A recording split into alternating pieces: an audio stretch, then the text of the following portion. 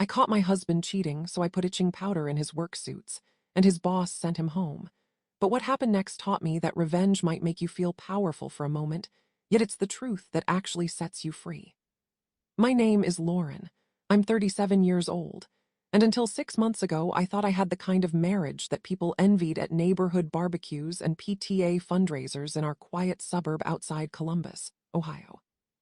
My husband Derek worked in commercial real estate, wore sharp tailored suits every weekday, and always came home smelling faintly of cologne and ambition. We had 2 kids, Emma, who was 9 and loved soccer more than anything, and Ben, who was 7 and collected rocks like they were precious gems. Our life looked picture perfect from the outside, the kind of existence you see in home improvement catalogs, complete with a golden retriever named Biscuit and a minivan parked in the driveway next to Derek's sleek sedan. It all started to unravel on a Tuesday afternoon in late September when I was supposed to be at a dentist appointment, but it got canceled at the last minute, so I decided to surprise Derek with lunch at his office downtown. I stopped at that little sandwich shop he loved on High Street, the one that made the turkey club with extra bacon and spicy mustard. And I remember feeling almost giddy as I drove through the early autumn streets with the windows down, and the radio playing some old 90s song that reminded me of when we first met in college. When I walked into his building, I waved at the security guard who recognized me from the company holiday parties, and I took the elevator up to the 7th floor where Derek's firm occupied a suite of glass-walled offices with views of the city skyline. His assistant Monica wasn't at her desk, which struck me as odd because she was always there like a sentry, but I figured she'd stepped away for a break. I walked toward Derek's corner office and saw through the half-open blinds that he wasn't alone. He was standing very close to a woman I'd never seen before, a tall blonde in a navy dress, and his hand was on her waist in a way that made my stomach drop like I'd missed a step going downstairs in the dark. I froze in the hallway, the paper bag with his sandwich crinkling in my hand, and watched as he leaned in and kissed her, not a quick peck, but a slow, intimate kiss that told me this wasn't the first time. My heart pounded so hard I could hear it in my ears, and I backed away before either of them could see me, practically running to the elevator and then to my car where I sat in the parking garage for 20 minutes trying to catch my breath and figure out what I just witnessed. I didn't confront him that night, or the next night, because part of me wanted to believe I'd misunderstood what I saw, even though I knew deep down that I hadn't. I went through the motions, making dinner, helping Emma with her math homework, reminding Ben to brush his teeth, smiling at Derek across the dinner table while my mind raced with questions I was too afraid to ask out loud. By Thursday, I couldn't take it anymore, so I did what any desperate person does in the digital age, and I checked his phone while he was in the shower. I know it was a violation of privacy. I know it makes me look paranoid and controlling, but I had to know if I was crazy or if my instincts were right. What I found made me wish I'd been crazy. There were text messages going back 3 months, dozens of them, filled with the kind of flirty banter and planning that comes with an affair that's already well established. Her name was Simone. She worked for a consulting firm his company partnered with, and from what I could piece together, they'd been meeting for lunch, for drinks, and for other things I didn't want to imagine in hotel rooms that he'd probably charged to our joint credit card. I felt like the floor had opened up beneath me, like everything solid in my life had turned out to be made of paper. I thought about confronting him right then, screaming and throwing things and demanding answers, but Emma and Ben were asleep down the hall, and I didn't want them to hear their parents' marriage implode on a Thursday night before a spelling test. So instead, I let the anger simmer, and that anger turned into something colder and more calculated. I started thinking about revenge, about how to make him feel even a fraction of the humiliation and betrayal I was feeling, and that's when I remembered the itching powder. It sounds ridiculous now, like something out of a bad sitcom, but my brother had given me a packet of the stuff as a gag gift years ago at a white elephant Christmas exchange, and I'd tossed it in a drawer in the laundry room and forgotten about it until that moment. The idea came to me fully formed, almost like a voice whispering in my ear, and I knew it was petty and childish, but I didn't care because I wanted him to suffer in some small, visible way. On Friday morning after Derek left for work and the kids were at school, I went into our walk-in closet where his suits hung in a neat row, organized by color like soldiers at attention. He had 8 suits, all expensive, all dry-cleaned and pressed to perfection, and I took each one off its hanger and carefully dusted the inside with the itching powder, paying special attention to the collar and the lining near the armpits and waist where the fabric would rub against his skin. I worked methodically, almost calmly, and when I was done I hung everything back exactly as it had been and threw away the empty packet in the trash bin outside so there'd be no evidence. That weekend, Derek acted like everything was normal, taking Ben to his soccer game on Saturday and grilling burgers in the backyard on Sunday, while I made potato salad and pretended to laugh at his jokes. I watched him and wondered how someone could lie so easily, how he could kiss me goodnight and then text another woman in the bathroom before bed.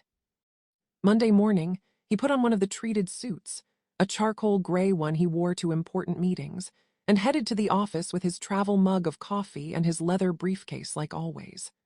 I sent the kids off to school, walked Biscuit around the block, and then sat at the kitchen table with my own coffee waiting for something to happen, though I wasn't sure what. Around 10:30, my phone buzzed with a text from Derek that said, "Something's wrong, I'm itching like crazy, think I'm having an allergic reaction to something." I stared at the message and felt a dark satisfaction that scared me a little, but I texted back, "That's weird, maybe it's the laundry detergent. Hope you feel better." An hour later, he called me from the car, his voice tight with frustration, and said, "Lauren, I had to leave work." My boss actually sent me home because I couldn't stop scratching, and it was so bad in the meeting with the investors that I thought I was going to lose my mind. I'm coming home to shower and change. I told him I was sorry, and that I'd check the detergent and maybe he should take some antihistamine, all the while knowing exactly what was happening and feeling both triumphant and hollow. When he got home, he was red-faced and miserable, scratching at his neck and arms, and he stripped off the suit in the bedroom and jumped in the shower for the second time that day. I watched him through the bathroom doorway and thought about telling him right then what I knew, but I held back because I wanted to see how long this would go on. Tuesday, he wore a different suit, also treated, and the same thing happened. Wednesday, too, and by then he was convinced something was seriously wrong with his skin, talking about seeing a dermatologist and wondering if he developed some weird adult-onset allergy.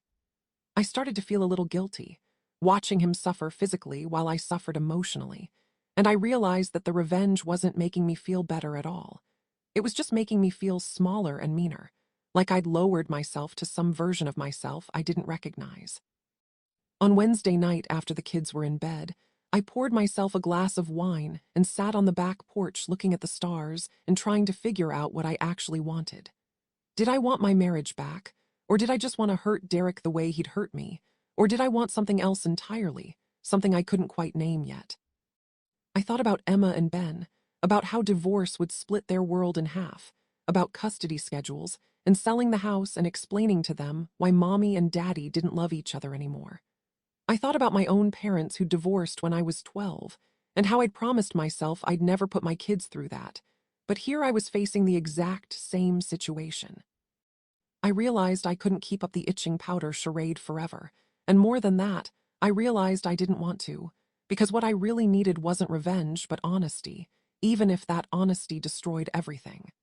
Thursday morning, I made Derek sit down at the kitchen table before he left for work, and I said, "We need to talk, and you need to cancel your morning meetings because this can't wait." He looked at me with confusion and maybe a flicker of fear, and he said, "What's going on? Is everything okay?" I took a deep breath and said, "I know about Simone. I saw you with her in your office 2 weeks ago, and I've read the texts, so please don't insult me by lying." The color drained from his face, and he opened his mouth and closed it like a fish out of water. And for a moment, I almost felt sorry for him. But then I remembered the kiss and the texts, and the months of deception, and the sympathy evaporated. He started with denial, then excuses, then apologies, the whole predictable script of a cheating spouse who's been caught, telling me it didn't mean anything, that he loved me, that he'd been stressed at work, and Simone was just there, and he made a terrible mistake.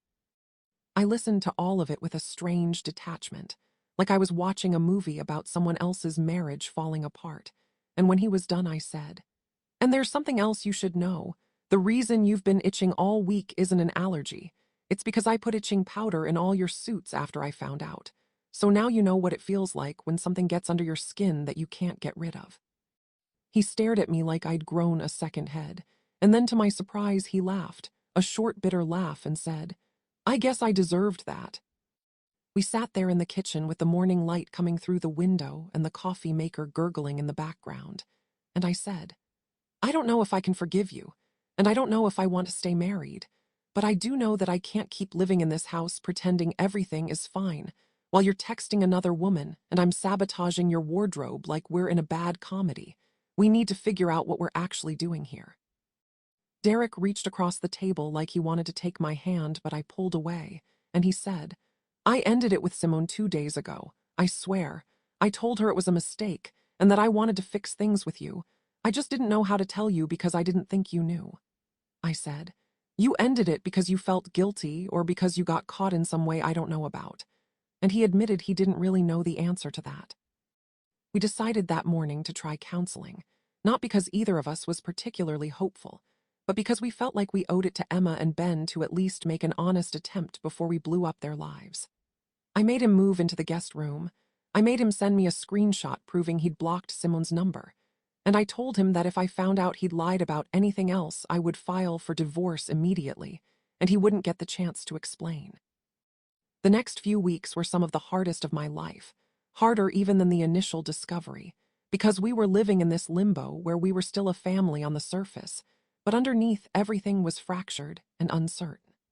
We found a therapist named Dr. Patterson who had an office in a converted house near the university, and we went every Tuesday evening while Derek's mom watched the kids. In those sessions, we talked about things we'd never talked about in 15 years of marriage, about how Derek felt like he'd lost himself in the role of provider, and how I felt invisible and taken for granted, about how we'd stopped really seeing each other somewhere between the diaper changes and the mortgage payments. It wasn't an excuse for what he did. Dr. Patterson made that very clear, but it was context, and context helped me understand that our marriage had been quietly dying for a while and neither of us had wanted to admit it. The affair was Derek's selfish, destructive way of feeling alive again, and the itching powder was my way of asserting some kind of control when I felt utterly powerless. We were both wrong, just in different ways. Slowly, very slowly, things started to shift. Derek became more present, actually asking about my day and listening to the answer, helping with homework without being asked, suggesting we go for walks together after dinner. I started to let my guard down inch by inch, testing whether this new version of him was real or just a performance to save the marriage. There were setbacks, nights when I'd lie awake replaying the image of him kissing her, days when I'd see a blonde woman in a navy dress and feel physically sick.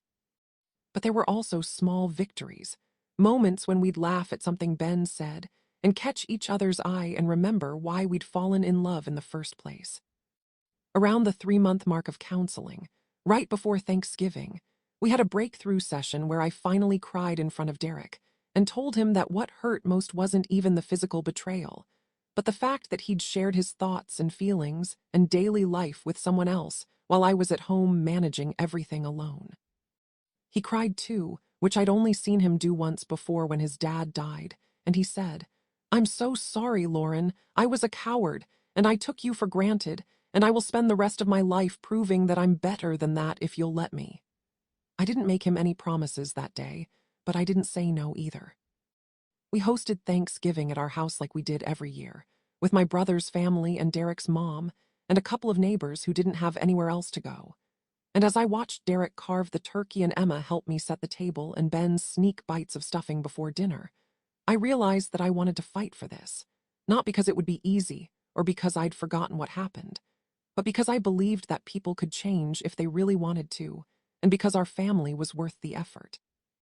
I told Derek that night after everyone had gone home and the kids were asleep upstairs, and he held me for the first time in months, and I let him. It's been 6 months now since I found those text messages and put itching powder in his suits, and I'd be lying if I said everything was perfect because it's not. We still have hard days, and I still have moments of doubt, but we're in a different place than we were. Derek switched jobs to a smaller firm where he doesn't travel as much and doesn't work with Simone's company, and I started taking a pottery class on Saturday mornings just for myself, something I'd wanted to do for years, but always put off. We're more honest with each other now, sometimes brutally so, and we've learned that a good marriage isn't one without problems, but one where both people are willing to do the uncomfortable work of facing those problems together. Emma asked me a few weeks ago why Dad had been sleeping in the guest room earlier in the year, and I told her that sometimes grown-ups need space to work through things, but that we were doing better now, which seemed to satisfy her curiosity without burdening her with details she didn't need. I don't regret catching Derek or confronting him, but I do regret the itching powder, not because he didn't deserve some consequence, but because it kept me focused on revenge instead of healing, and healing is so much harder but so much more worthwhile. I learned that trust once broken doesn't just magically reappear. It has to be rebuilt tiny brick by tiny brick through consistent action and time, and that forgiveness isn't a single moment but a choice you make over and over again, some days easier than others. If you're going through something similar, if you've discovered a betrayal that's shaken the foundation of everything you thought you knew, I won't tell you what to do because every situation is different, and only you know what's right for your family. But I will say this. Whatever you decide, choose the path that lets you look yourself in the mirror and feel like you acted with integrity. Because at the end of the day, you have to live with yourself and your choices, and revenge might feel sweet in the moment, but it leaves a bitter aftertaste that lingers long after the satisfaction fades. If this story resonated with you, I'd love it if you'd hit that like button and subscribe to Family Story File, because your support means the world and helps us keep sharing these real experiences that remind us we're not alone in our struggles. And I'm curious, what would you have done in my situation? Would you have fought for your marriage or walked away? Let me know in the comments below, because I genuinely want to hear your perspective.